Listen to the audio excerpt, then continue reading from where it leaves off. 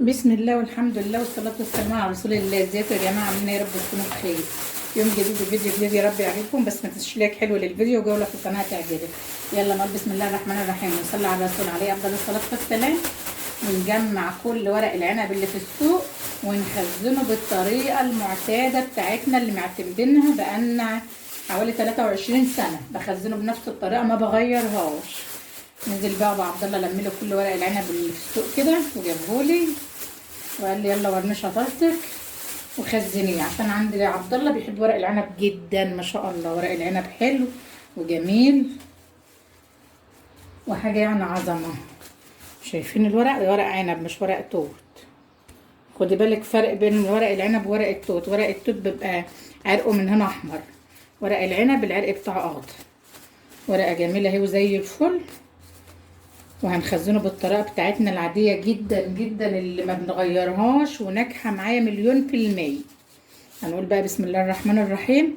هنقطع العرق ده كده، هنقطع العرق ومش هنرميه اهو علشان هنحتاجه، ونرص كده فوق بعض. هنجيب هنا كده بقى ورق العنب كده بسم الله الرحمن الرحيم، نشيل العرق بتاعه كده ونحط هنا. صلي على محمد صلى الله عليه وسلم.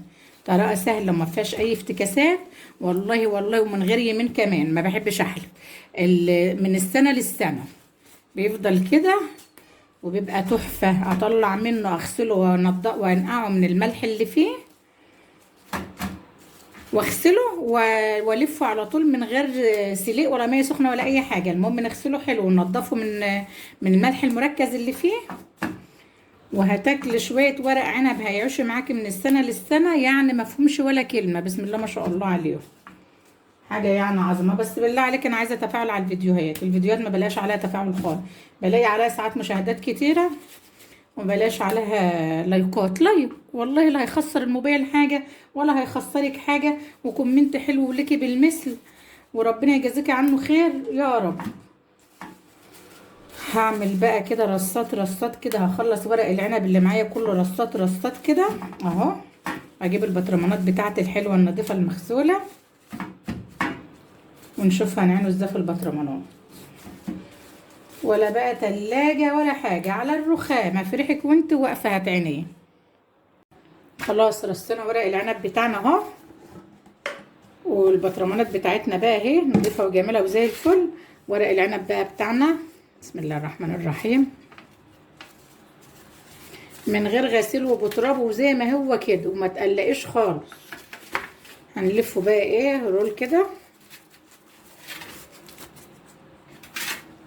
بسم الله الرحمن الرحيم وفي البطرمان بتاعنا، وهنحط نلف رول كده في البطرمان بتاعنا الجميل ونرص ونزنق البطرمان بتاعنا زنق كده علشان ايه ما يفكش من بعض.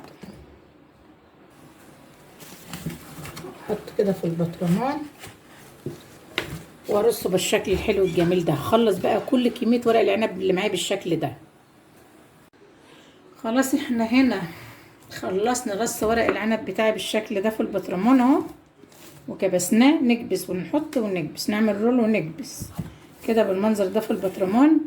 بس البطرمان عندي ما اتملاش مش مشكله. هنجيب بقى ايه المحلول اللي هنخلله فيه او اللي هنسويه فيه او اللي هنحطه فيه او اللي هنحفظه فيه لحد من السنه للسنه. ده 2 لتر ميه احط لهم ملح كيس الصغير ده، ملح مركز، لازم يبقى الملح مركز. واقلب الملح بتاعي لحد ما يدوب خالص. دوبت الملح بتاعي هنا كويس في الميه. البطرمان بتاعي اهو. هبدا كده بسم الله الرحمن الرحيم احط لحد ما يشرب. هيفضل يبقلل معايا يبقلل كده، يعمل فقاعات لحد ما يشرب وايه ويقول بس لوحده. اصبري عليه كده لحد ما يشرب. حط عليه واصبري. بيشرب الميه اهو. نحط ونصبر اهو. ونصبر. شايفه البقلله دي معناه انه بيشرب من تحت من كل الاتجاهات، لازم يشرب وتشبع كله اهو. ده يقعد معاكي على الرخامه من السنه للسنه وزي الفل ان شاء الله باذن الله، مش هيجراله اي حاجه. شايفه كل ما بتحط ميه بيشربها. بسم الله الرحمن الرحيم.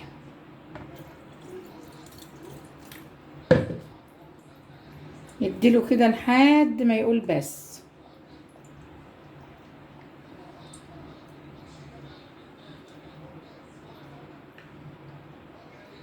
هو لوحده اهو من غير ما تهزيه ولا حاجه بياخد كفايته، يفضل يشرب كده لحد ما ياخد كفايته.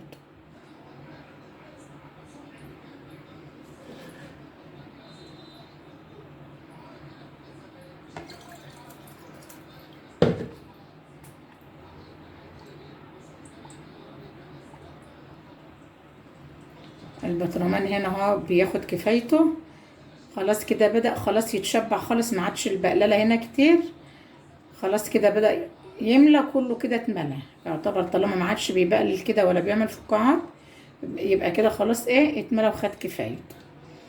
حلو حلو. هنبدأ بقى العيدان بتاعتنا. بسم الله الرحمن الرحيم. العيدان دي بتاعتنا هنجيبها كده بقى. بسم الله الرحمن الرحيم. والله يا جماعه طريقه مجربه بقالها 23 سنه بستخدم، من يوم ما اتجوزت يعني، مش من قبل كده، من يوم ما اتجوزت وانا بستخدمها. 23 سنه، 22 من سنه ما اتجوزت وخلاص، بس هي يا 23 يا 22. هبدا بقى احط كل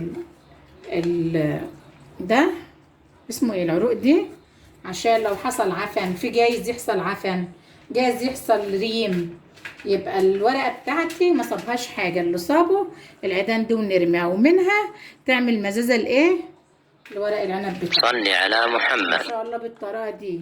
وكل ما ينقص منك ميه، لانه كل ما ياخد ويستوي ميه هينقص معاكي، هتبداي تزودين ميه برضو بملح مركز. ليه؟ عشان لو وشه نشف هيعفن ويبوظ منه. المهم يعني نهايته ما تخليش وشه ينشف خالص خالص خالص. معايا بقى البطرمان ده هو في ميه عاديه خالص. هبدا ايه احطه كده كتقل، يعني تقيله كده، عشان ورق العنب بتاعك ما يطلعش على الوش منك ويبوظ. بطرمان بقى الشبكه بتاعت ورق العنب اللي بنشتريه جاهز ده، اي حاجه، بس بقى علشان ورق العنب ما يبص منك، وبكررها تاني ما تخليش وشه ينشف خالص من الميه. لو وشه نشف من الميه ورق العنب بتاعك باظ. كده هو وتغطي البطرمان بتاعك وتسيبيه في ريحك على الرخامه سنه 2 3، مش هيجرى له اي حاجه باذن الله، والله باذن الله وبعون الله. دي الطريقه بتاعته، طريقه مجربه مش هتندمي لو عملتيها. حط لي لايك بقى حلو للفيديو. شايفه ما شاء الله.